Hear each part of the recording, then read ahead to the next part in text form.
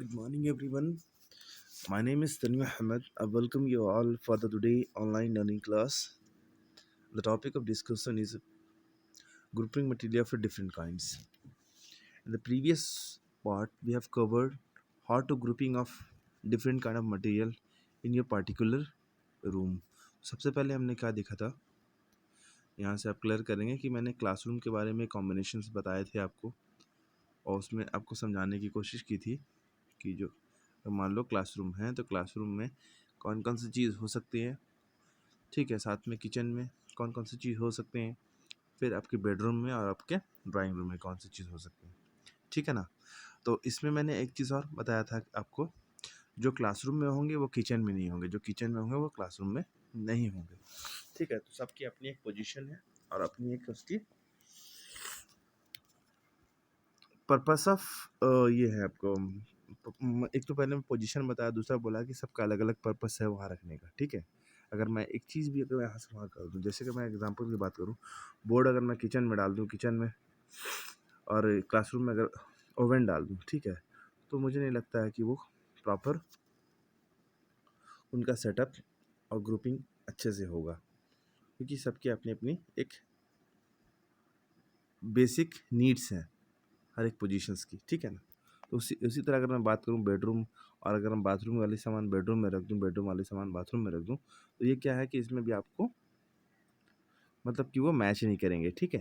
तो हर की एक अलग अलग पोजीशन है, जो कि मैंने लास्ट पार्ट में आपको बताया था, काफ़ी अच्छे से समझाया, ठीक है। चलिए इसके बाद हम लोग आगे मूव करते हैं। तो यहाँ पे हम लोग समझते हैं कि वहाँ पे आगे पढ़नी क्या है। तो आपने एक चीज़ और देखा होगा कि गार्डन वगैरह में, पार्क वगैरह में हर की एक पोजीशन होती है, फ्लावर्स की हैं, ठीक है, रोड की हैं, फिर साथ साथ में उसमें ट्रीज़ की हैं। ट्रीज़ को अगर मैं रोड पे लगा दूँ, ठीक है, फ्लावर्स को अगर मैं रोड पे लगा दूँ, ठीक है, तो उसका कोई मीनिंग नहीं बनता है। तो हर का एक मीनिंगफुल मतलब कि व्यू, कहने का मतलब ये हुआ कि उसका कुछ ना कुछ मतलब कि निकलना चाहिए, मीनिंग निकलना चाहिए, ताकि मुझे उसको अपने पोजीशन में भी वो चीज़ अच्छा लगे, ठीक है ना। तो यहाँ से हम समझने की कोशिश करते हैं। What do you understand from all this observation? You understand that there are many kinds of thing in the world. World में बहुत सारी ऐसी चीज़ हैं, ठीक है। Some of these are living and non living or non living.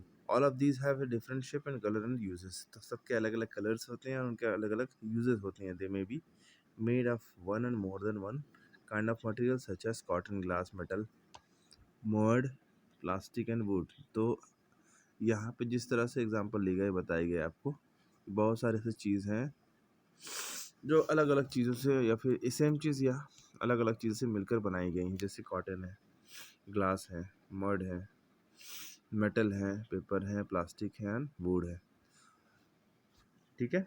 Some of these things are visible to the unaided और naked eyes. तो जितने चीज़ हैं, कुछ कुछ है मतलब कि कुछ ऐसी चीज़ हैं जो आपके आइज़ के लिए, मतलब नेकेड आइज़ के लिए, जो जिसे आप देख पाते हो, वैसा आर नॉट। तो कुछ कुछ ऐसे भी चीज़ हैं जिसको आप नहीं देख पाते हो। तो जैसे कि एग्जांपल अगर मैं उसकी लूँ, विच इज़ विजिबल और नॉट विजिबल। विजिबल में तो आपने देखा वहाँ पे क्या थे, पेपर थे, प्लास्टिक, वुड, मटेरियल, ग्लास, है ना। यहाँ पे देखेंगे air and microscopic organism in invisible to the aided eyes. कहने का अनएडेड आइज, कहने का मतलब ये हुआ कि एयर और आपकी जो माइक्रो ऑर्गेनिज्म होते हैं वो क्या होते हैं, जो आप अपने नेकेड आई से, मतलब कि नॉर्मल आई से नहीं देख पाओगे, उसमें माइक्रोस्कोप लगानी पड़ेगी आपको। The use of thing material depend upon depend on it's property and requirements. अब यहाँ पे बात होती है कि जो भी चीज़ों को हम लोग को यूज़ करना है, ठीक है, और यूज़ करना है तो उसका डिपेंड करता है कि उसकी रिक्वायरमेंट क्या है। For example, you need a bed to sleep, a chair to sit, food to eat and the television to entertain yourself. तो सबके अलग अलग पर्पस है और अलग अलग उनके टाइमिंग्स है हर चीज़ को करने के लिए, है ना। Also for making jewelleries the material should be shining for a constructing building. अगर और भी एग्जांपल ली जाए तो ज्वेलरीज का एग्जांपल ले सकता हूँ, ठीक है। तो अगर मैं ज्वेलरीज बना रहा हूँ तो metal should be shine for a construction build the material should be strong. अगर कंस्ट्रक्शन कर रहा हूँ किसी बिल्डिंग का, तो मटेरियल कैसी होनी चाहिए, काफ़ी स्ट्रॉन्ग होनी चाहिए, वरना क्या होगा, बिल्डिंग कोलैप्स कर जाएंगी। Grouping material of materials, grouping of materials और थिंग्स। और क्या है यहाँ पे कि अगर मैं मटेरियल्स को ग्रुपिंग करता हूँ तो किस तरह करेंगे। What do we keep different thing on a different material around you at a different place, thing and material are kept on around grouped together for a convenience. Grouping help you to lock a particular thing. कहने का मतलब ये हुआ कि आप grouping करते हो तो हर एक चीज़ को वो क्या करती हैं, लोकेट करती हैं, नॉट लॉक करती है। मतलब हर एक पोजीशन को आप लोकेट, जैसे मैंने बताया अभी पिछले थोड़ा एग्जांपल लेकर के, तो उसमें देखा होगा कि हर चीज़ आपका पार्टिकुलर जगह पे हर की होती है, सबकी अपनी अपनी पोजीशन होती हैं, और उस पोजीशन का रखने का रीज़न ये होता है कि ताकि उसको आप आसानी से पिकअप कर सको, ठीक है ना। Based on the requirement thing are kept, based on the requirement thing are kept at a place where they are needed. For example, utensils are kept in the kitchen, not in the drawing room. Background is kept in the classroom, not in the kitchen. Okay. Now, kept in the classroom, not in the kitchen. Bed is kept in the bedroom, not in the playground. मतलब कहने का मतलब ये हुआ, अगर drawing room में अगर जो चीज़ है वो आप किचन में नहीं रख सकते, और जो किचन में है वो उसको ड्राइंग रूम में नहीं रख सकते, और जो क्लासरूम में है उसको आप किचन में नहीं डाल सकते। Have you seen how different things are arranged in the grocery shop? Some kind of items says shops are arranged.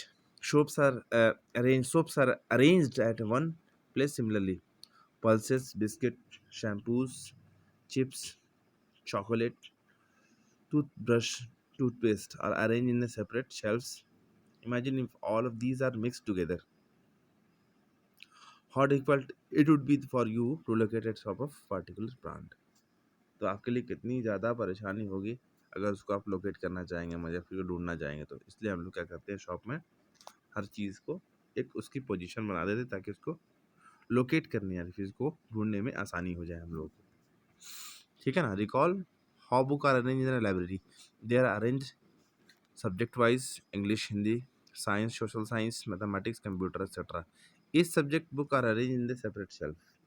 Also in the each shelf, book are arranged in the alphabetical order of the name of the author. This systematic way of arranging book help you to locate particular book easily and quickly.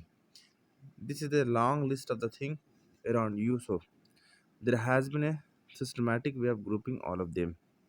The process of sorting out grouping thing according to the according to the basis or a criteria is called the classification। कहने का मतलब हुआ कि किसी भी मतलब कि अगर मैं इस चीज़ की बात करूँ,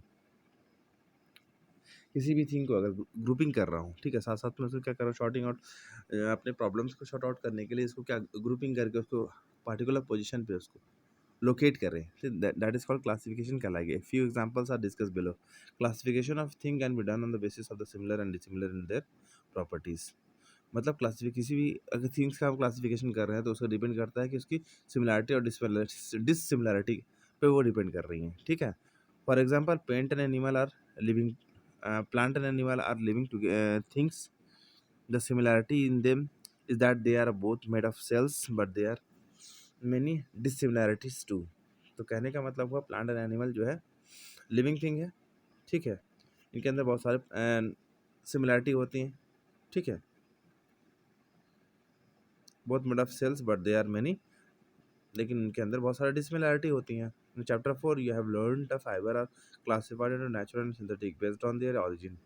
Classification of thing can be done on the basis of the shape also. Thing is like apple, orange, football, marble, marble balls, and rubber balls come under the category of a grouping of round and nearly round object. ठीक है, we can classify thing on the basis of the size, color, shape, use of convenience. Classification of thing can be done on the basis of material they are made of. These are things which are made of more than one kind of materials. Also, there are different type of things that are made.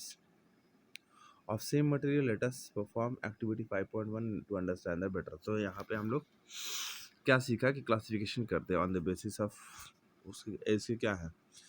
तो अगर से classification करूँ, ठीक है, उसके similarity और डिससिमिलैरिटी पे की बेसिस पे हम लोग क्या कर सकते हैं, क्लासिफिकेशन कर सकते हैं। दूसरा क्या बताया आपको कि उनकी नेचुरल प्रॉपर्टीज़ से उसको मतलब ये कर सकते हैं हम लोग, ठीक है, क्लासीफाई कर सकते हैं। साथ साथ में उनके शेप साइज कलर्स एंड उनकी शेप साइज एंड कलर्स के बेसिस पे भी उसको हम क्या कर सकते हैं, क्लासीफाई कर सकते हैं। उसके बाद किस तरह के मटेरियल से बनी है, उन बेसिस पे भी उनको हम लोग क्लासिफिकेशन कर सकते हैं। That's all for the today's class. Thank you, have a marvellous day.